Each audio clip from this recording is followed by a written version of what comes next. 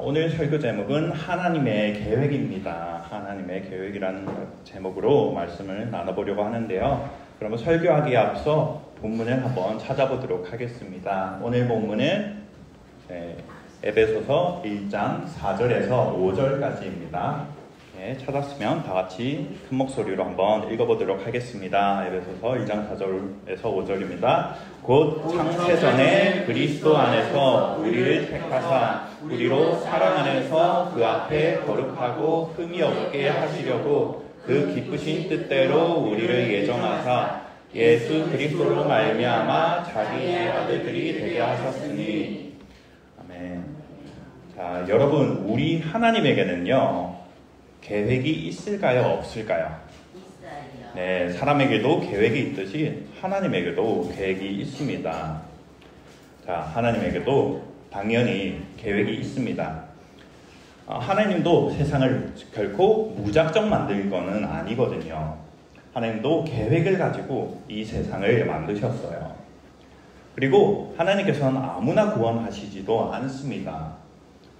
하나님께서는 아무나 구원하시지도 않으시는데 이러한 하나님의 계획을 크게 두 가지로 나눌 수가 있습니다. 바로 작정과 예정이라는 것입니다. 그럼 먼저 작정이 뭔지 전도사님이 알려주도록 하겠습니다. 하나님의 계획은 사람의 계획과는 차원이 완전 다릅니다. 사람의 계획은 영원하지도 않고요. 변덕도 굉장히 심합니다. 오늘은 이렇게 해야지 해놓고 내일은 저렇게 하기도 하고, 오늘은 살을 빼야지 하면서 내일은 내일부터 해야지 하기도 하고, 항상 마음이 바뀌는 게 바로 사람인데요. 하지만 하나님은 그 계획이 영원하고 변함이 없다고 합니다. 시편 33편 11절 말씀을 한번 읽어보도록 하겠습니다. 여호와의 계획은 영원히 서고 그의 생각은 대대에 이르리로다. 아멘.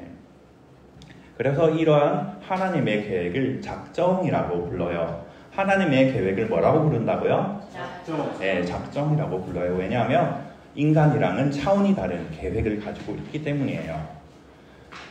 사람의 계획과는 이렇게 차원이 다른 그 계획을 작정이라 한다는 걸 우리가 기억했으면 좋겠습니다.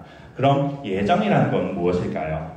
예정이라는 것은 하나님의 계획 중에는 구원에 대한 계획이 있거든요. 모든 계획 중에서도 특히 구원에 대한 계획을 바로 예정이라고 합니다. 무엇에 관한 걸 예정이라고 한다고요? 네, 구원에 관한 것을 계획을 예정이라 한다는 걸 우리가 기억했으면 좋겠습니다. 네, 구원에 관한 하나님의 계획을 예정이라고 합니다. 에베소서 1장 4절에서 5절에 그 빨간 글씨를 전도사님이 읽어보도록 할게요. 곧 창세전에 그리스도 안에서 우리를 택하사, 우리를 택했다고 합니다. 언제요? 창세전에, 창세 태초보다 훨씬 전에 이미 선택을 했다고 합니다. 그리고 그 기쁘신 뜻대로 우리를 예정하사 우리를 구원하기로 하셨다고 합니다. 그런데 하나님의 구원 계획, 그러니까 예정에는요, 선택이라는 것과 유기라는 것이 있습니다. 선택이라는 것과 버리심이 있다는 거예요.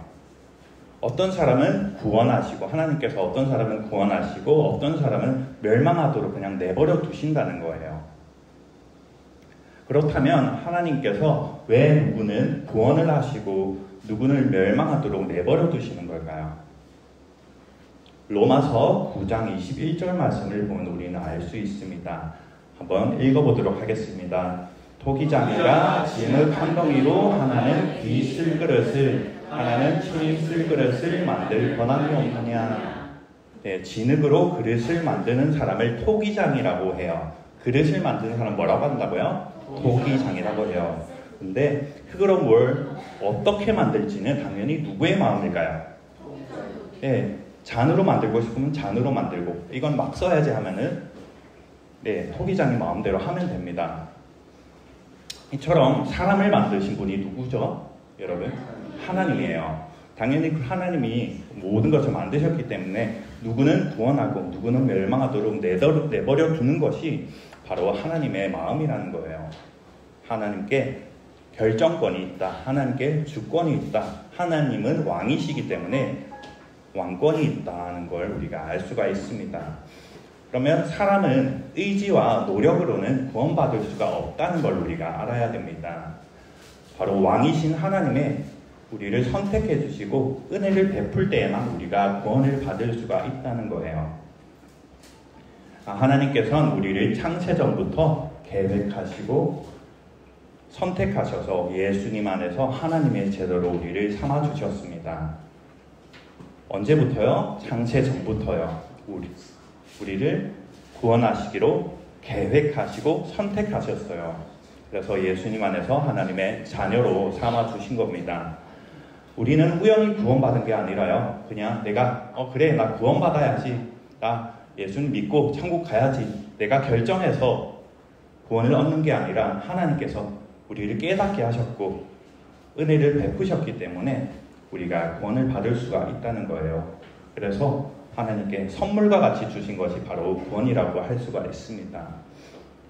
그럼 우리는 이제 어떻게 해야 될까요? 우리는 구원을 받았어요. 그럼 어떻게 해야 될까요?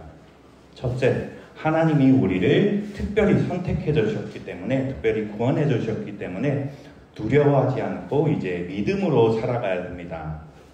항상 믿음으로 살아가야 된다는 걸 우리가 기억했으면 좋겠습니다. 그리고 두 번째, 하나님의 은혜로 구원을 받았으니까 하나님께 이제 감사할 줄 알아야 됩니다. 지난주에 뭐라고 했나요? 구원을 받은 사람은 감격함이 있다고 했어요. 즐겁다고 했어요. 그런 마음으로 이제 하나님께 감사할 줄 아는 게 두 번째 특징이라고 할 수 있습니다. 그래서 어떻게 살아갈까요? 감사하는 마음을 담아서 구별된 삶을 살아가게 됩니다. 믿지 않는 사람이랑은 말도 다르고 행동도 다르게 되는 거예요. 그럼 세 번째는 뭘까요? 하나님의 선택을 받은 자답게 주변 친구들에게 하나님을 자랑하고 나타내는 거예요. 우리 말고도 누가 또 하나님의 선택을 받았을까? 하나님에게 구원을 받은 사람이 누가 또 있을까? 하면서 주변에게도 교회를 같이 가보자고 말할 수가 있는 겁니다. 그래서 우리가 그 세 가지를 기억하면서 항상 하나님께 감사하고 감격하고 그리고 주변에도 하나님을 또 자랑할 수 있는 그런 우리 친구들이 되었으면 좋겠습니다. 하나님의 선택과 구원하심에 날마다 감격할 줄 아는 우리 초등부가 될 줄 믿으며 전도사님이 기도하도록 하겠습니다.